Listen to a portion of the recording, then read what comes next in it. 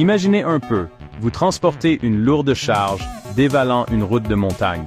Vos freins crissent, de la fumée s'échappe des roues. Pas terrible, hein? C'est là que le frein moteur entre en jeu. Le frein moteur, c'est comme utiliser votre moteur comme un frein. Au lieu de compter uniquement sur vos freins habituels, vous utilisez la compression du moteur pour ralentir. Il s'agit de préserver vos freins de la surchauffe et de l'usure prématurée. C'est un peu comme rétrograder en voiture, mais à une échelle beaucoup plus grande. En gros, vous dites au moteur « Hé, on descend, il est temps de nous aider à ralentir ». Vous vous dites peut-être « Je peux pas juste utiliser mes freins normaux ?» Eh bien, en conduite normale, oui, bien sûr. Mais en montagne, c'est une autre paire de manches. La montagne, c'est des pentes raides, des longues descentes et beaucoup de freinage intensif.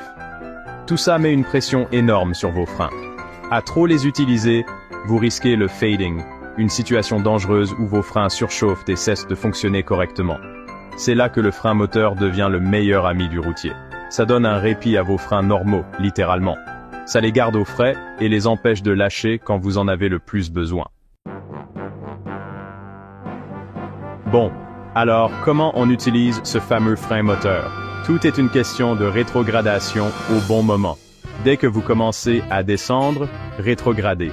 Vous sentirez le moteur commencer à ralentir le camion.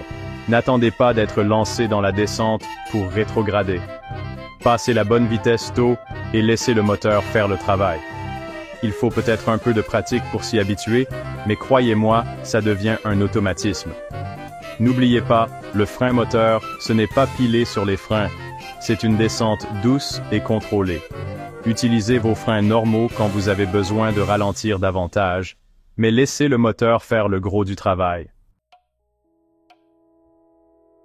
Voici quelques conseils supplémentaires à garder à l'esprit lorsque vous utilisez le frein moteur en montagne. Faites attention à la signalisation. De nombreuses routes de montagne ont des panneaux indiquant quand utiliser le frein moteur. Respectez-les. Écoutez votre camion. Vous apprendrez à reconnaître le son de votre moteur qui travaille dur. S'il tourne trop vite, rétrogradez. Soyez attentif aux autres. Le frein moteur peut être bruyant, surtout pour les voitures autour de vous. Utilisez-le lorsqu'il est sécuritaire et courtois de le faire.